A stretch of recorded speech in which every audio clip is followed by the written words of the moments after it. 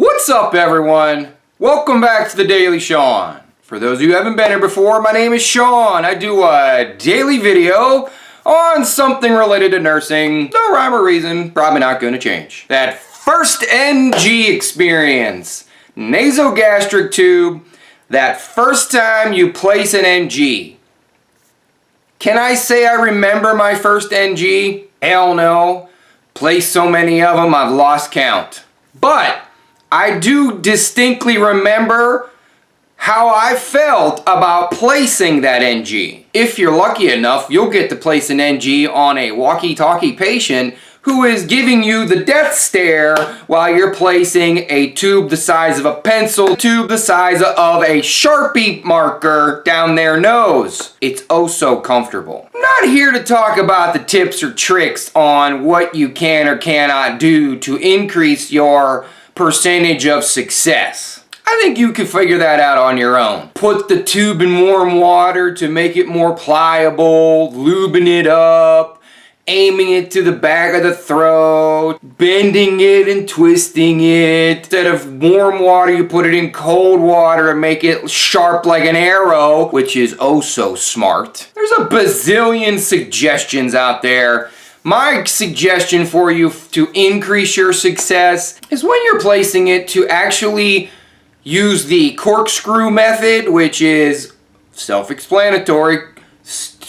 You're going to twist it like a corkscrew when you're placing it in the nares. Doesn't matter left or right, doesn't matter. They're in here and their chin is here, they're drinking water, if they're they're swallowing. All that stuff is important, but it never really made a difference in my world. What made the difference, and it was a suggestion from an old surgeon of mine, to use the corkscrew method. When it gets to the back of the throat and it's bouncing around back there trying to find the hole to get it, bouncing around down there trying to find the hole, and you corkscrew it, it actually slips around and then goes right into the hole. Boy, that was graphic, wasn't it?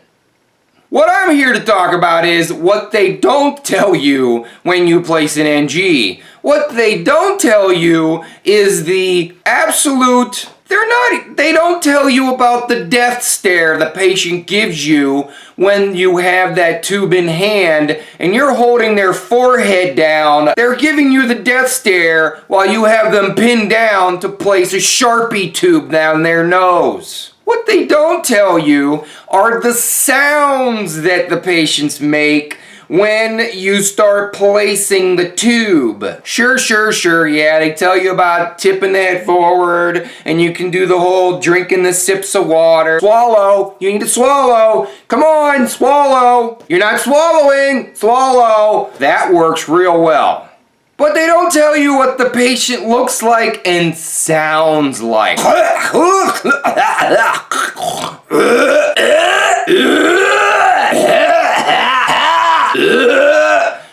And that's only...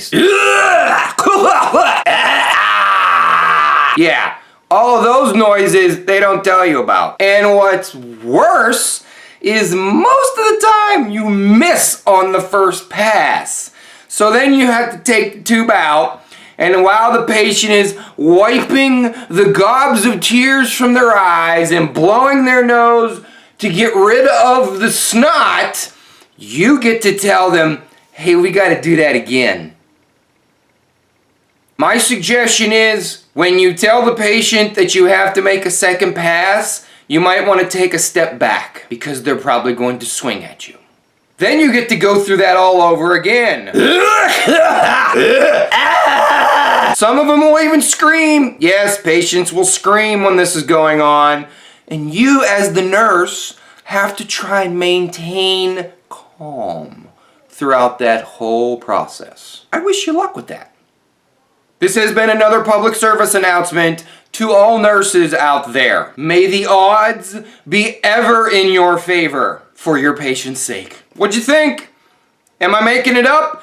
Are there sounds that I missed? Please, by all means, leave me a comment. Give me a video. Let me know what sounds I may have missed. Always want to hear from you. Leave me a comment down below. Your comments are my caffeine. Share this with somebody. And as always, check your own pulse first.